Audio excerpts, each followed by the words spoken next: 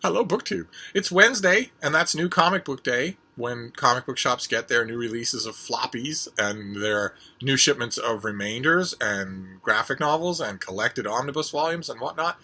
And the comic shops in Boston are open for business under the new normal rules, right? You don't loiter too close to any customer or to the staff, no matter how much you might want to. You wear a mask when you're in the store. The staff wipes down a lot of the flat surfaces as often as they can. It's a cumbersome thing. It's not quite as friendly and normal as the old normal was, but it will work. And the shops are open. But I need more than that, because I'm a delicate little daffodil. I need my errands to be bunchable. Otherwise, I just won't do them.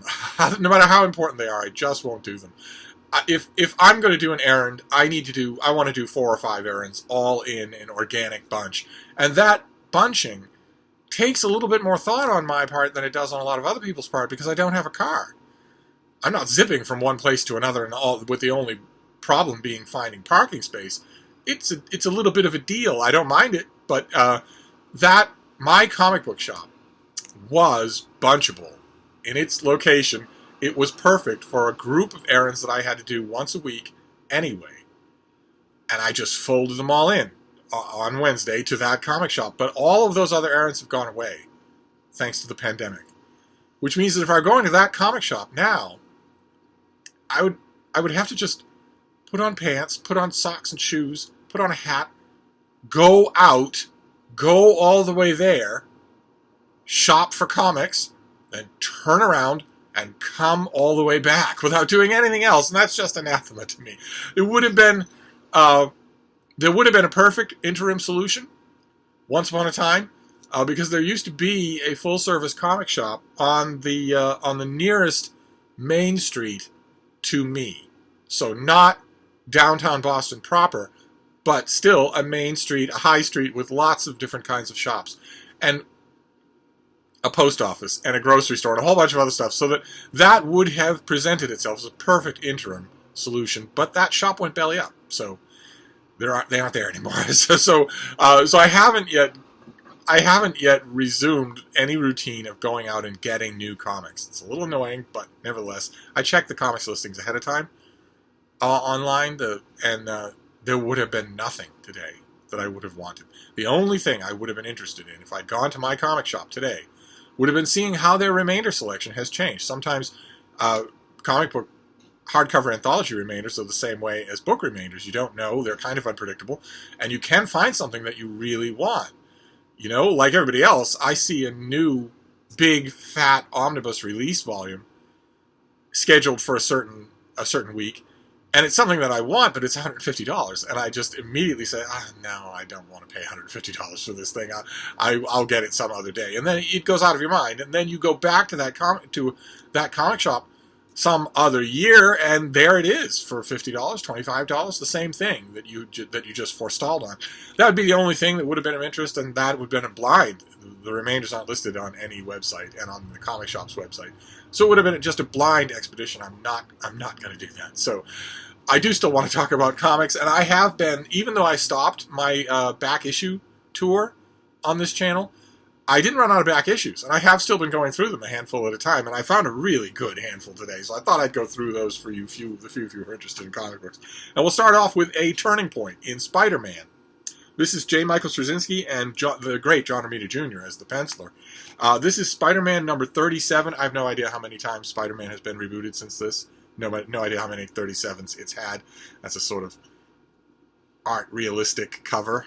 I still maintain that in the real world, if you were someone like Spider-Man or any of these other cowled superheroes, you would buzz cut your head. You wouldn't have a big pompadour. But the reason that this is a turning point is because this issue takes place immediately after J. Michael Straczynski makes a fundamental change in the Spider-Man mythology, which, again, I don't know if it's still true. I have no idea how Spider-Man has been retconned and revamped since then.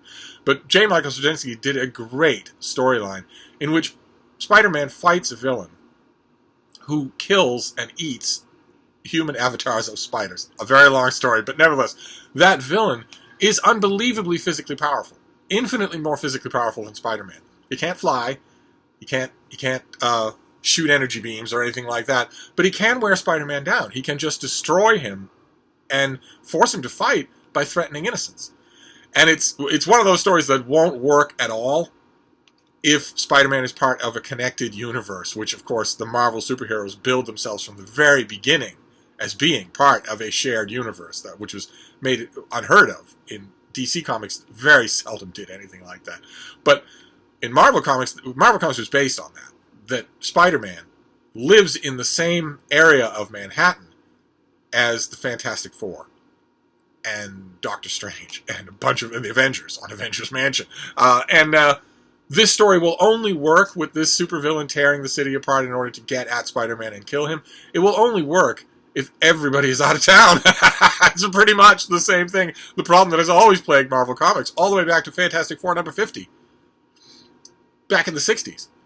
When Stan Lee was out of ideas for a weekend and thought, well, what if I have my superheroes fight God?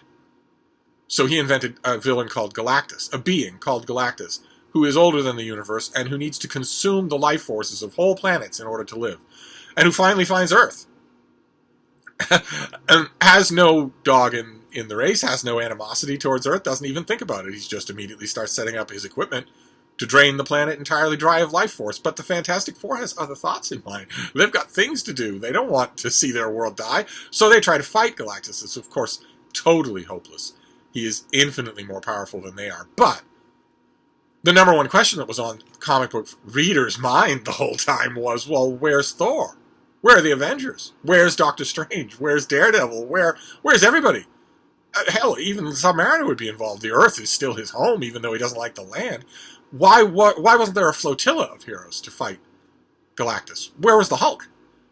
And, of course, those letters weren't printed and those questions weren't answered. It was 60 years before a miniseries named Marvels came out, in which the writer made a small stab at trying to answer that question about at least where the Avengers were. But nevertheless, that problem is still true 50 years later, when Straczynski was writing this story about Spider-Man. And I don't begrudge it because the story was incredibly good. But although Spider-Man won the battle in the end, just barely, it left him battered and bruised and bloody. It was not a cosmetic win at all. He staggers back to his rat trap apartment and collapses into bed to just sleep it off, to just recover. And an amazing thing happens while he's in bed. Get your mind out of the gutter, okay? His Aunt May finds him. And his spider sense doesn't go off because she's not an enemy. She walks in and finds him tattered, with his all bloodied and bruised, his tattered costume, his web shooters. She finds it all. And realizes what she has not known for 60 years of continuity, which is that her nephew is Spider-Man. A terrific, terrific thing. Now, there's a plot line that goes on throughout this book with a kid who overdoses and an evil drug lord and whatnot. And Spider-Man does make an appearance, and we see Peter Parker teaching and whatnot. But the main thing that's floating over the whole storyline, because all throughout the issue, he is calling friends and family of Aunt May to find out where she is. Hasn't talked to her in a bit, and he's wondering how she's doing. And finally, he gets her on the phone, and she tells him, "We need to talk. Right now." Look at that artwork. I tell you, that's incredible. And the following issue, which of course is not next to this one in this pile, in the following issue, they do talk it out. It's amazing. Just amazing. This next one, another just epic story. This is from the 1980s, I believe.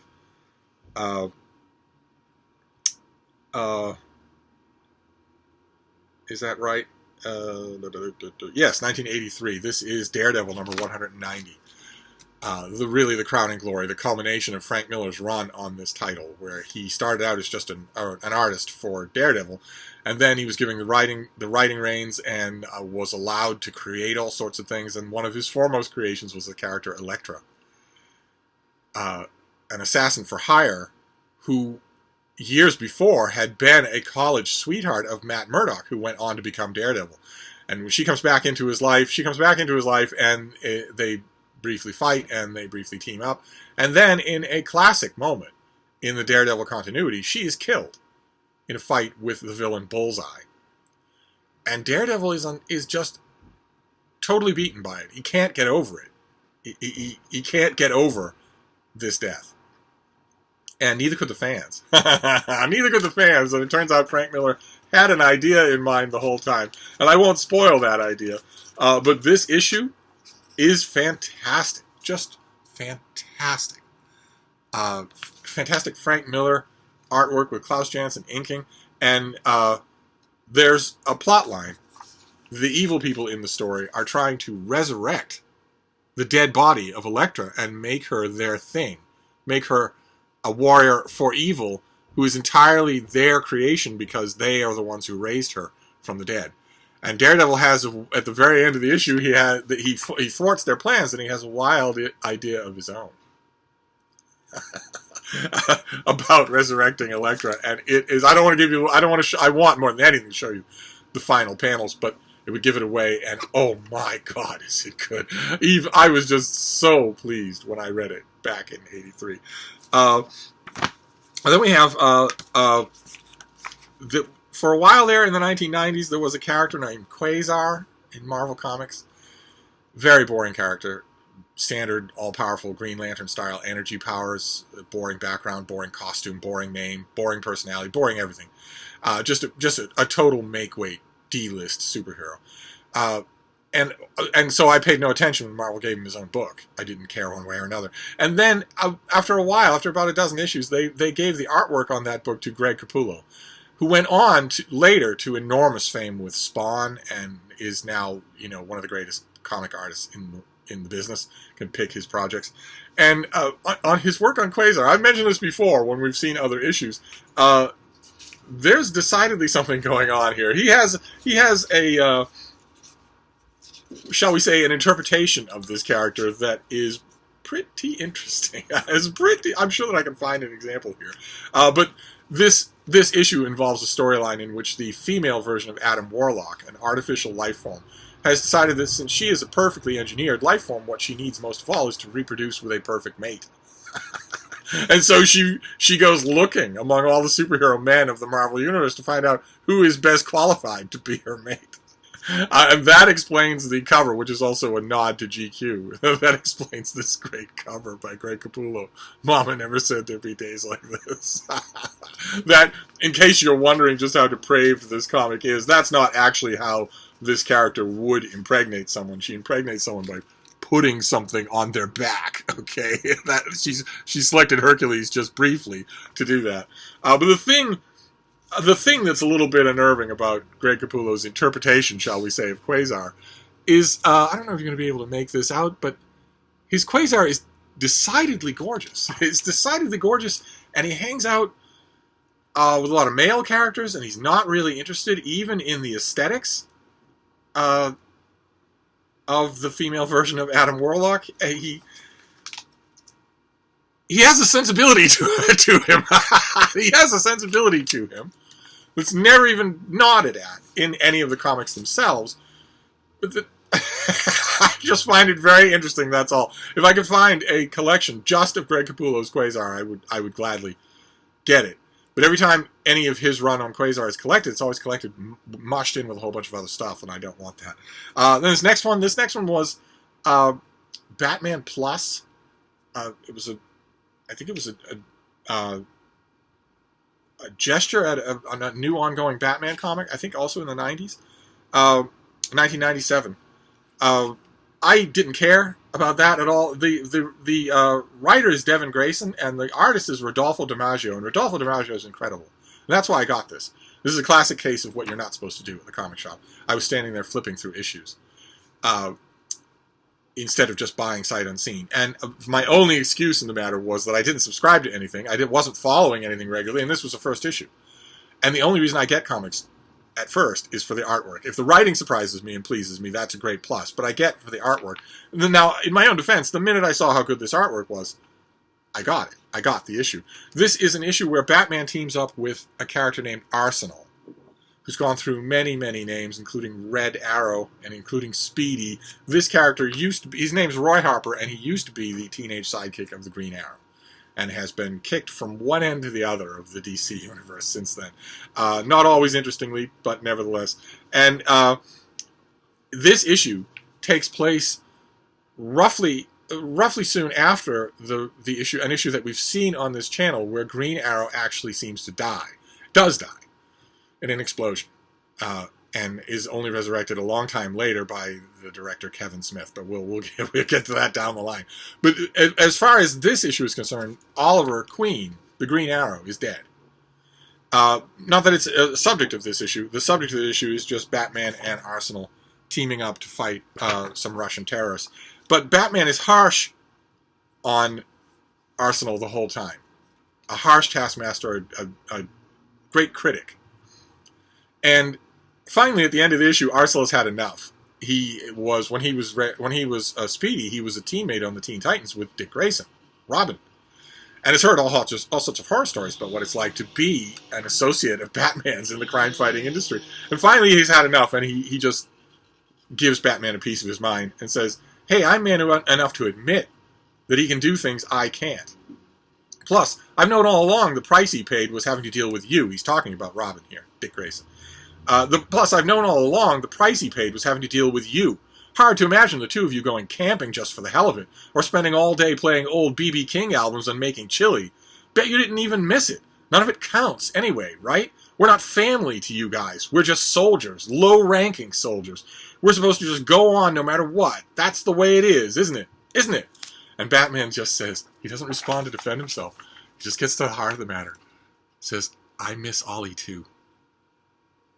Incredible. Just quiets him right down. That is just great. That's mainly the reason that I have this issue. I like it, but I like the psychological elements in it more than I like the terrorism superhero stuff.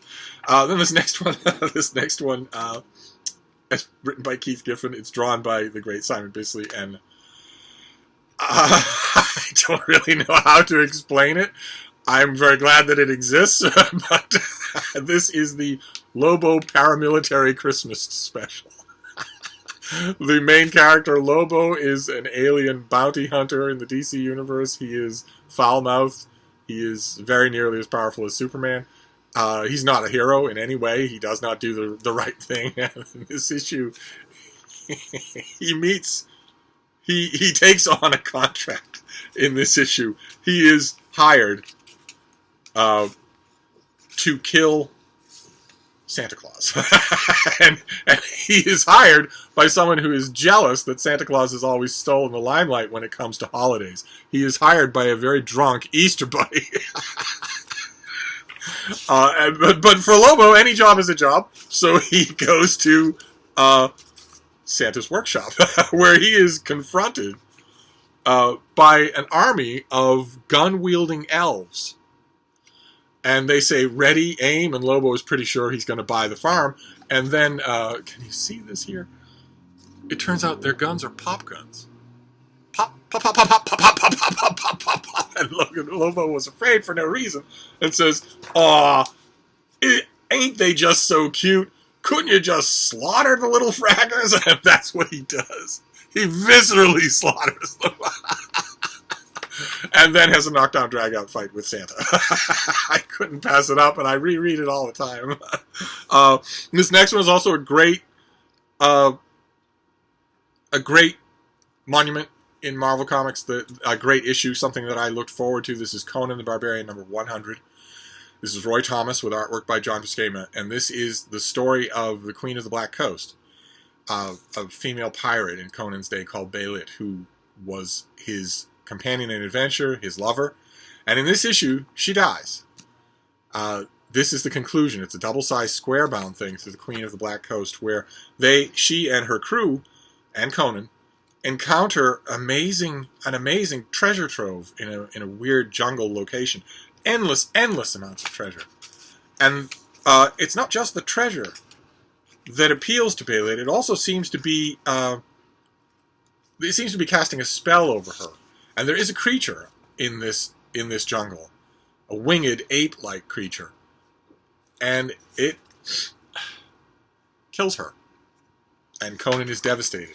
He's remembering something that she had said earlier, that if he were in danger, if his life was in danger, and no help was coming, she would be there.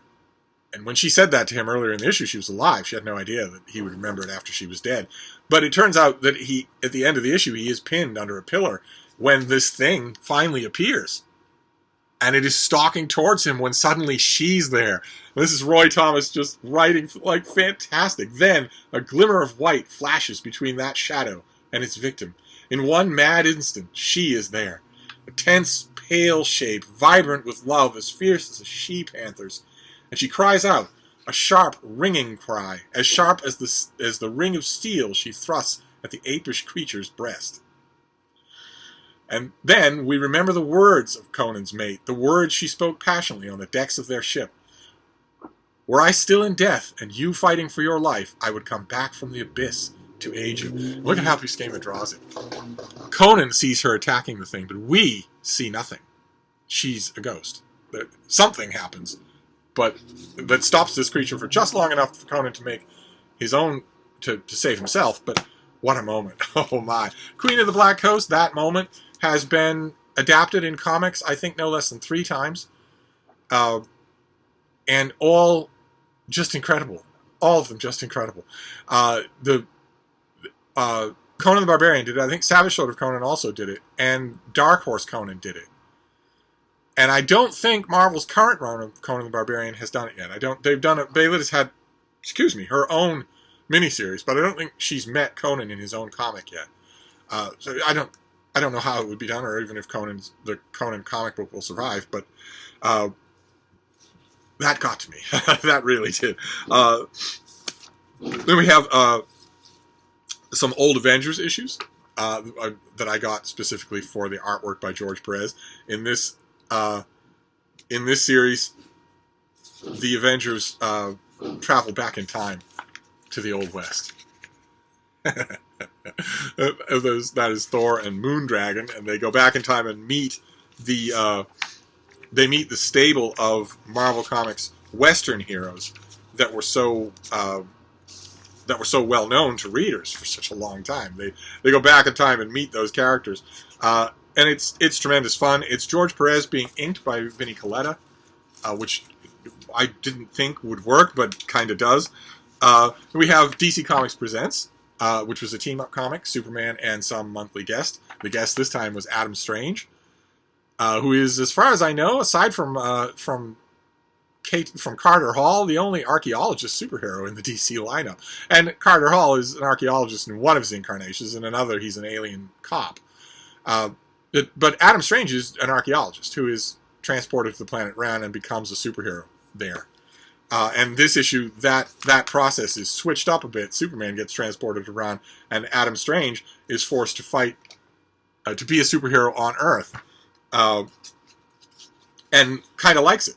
This is artwork is by Jose Luis Garcia Lopez, who is fantastic. Adam Strange actually, that is totally washed out, isn't it? He kind of likes the adulation of the crowd. He doesn't get that as much on Rann. But what else have we got here? Some Legion of Superheroes, but you've seen plenty of those. Archer and Armstrong. All right. Well, we can end with this. We can end with a lot of this stuff is just make-weight, but this last one is just as great a moment as the one we started with. This is Legends of the DC Universe. Who did this? The story is by Kelly Puckett, and the artwork is by Dave Taylor, with finishes by the great Kevin Nolan. And this is a story in the DC continuity of the first time that Robin teams up with Superman. And of course, it's weird. It's a weird team up. There they are meeting. It's a weird team up because in the DC universe, Superman is the most powerful hero of them all, and Robin is not only a vigilante with no superpowers, but he's also a boy. So he's by far the least powerful hero. And yet they both have a venerable history. And they team up in this issue, but there's a great moment. The moment that sells the issue is a flashback, just a brief one-page flashback where young Dick Grayson has, on the video monitor in the Batcave, he sees that Superman was in Gotham City. And he asked Batman, he was here, what's he like? And Batman says, lightning, thunder. He's not human. Never forget that. It's just awesome. Just an awesome moment. Perfectly in character, I think, for the new never happy Batman. But anyway, that was comics for today. Just this handful that I grabbed out of the box. Maybe next week there'll be new comics. Maybe there will be. There's only one place I want to go, and I don't. It's just not convenient. I'll figure out a way. I'll figure out something. But I'm going to wrap this up for now. But I'll be back. Thank you, BookTube.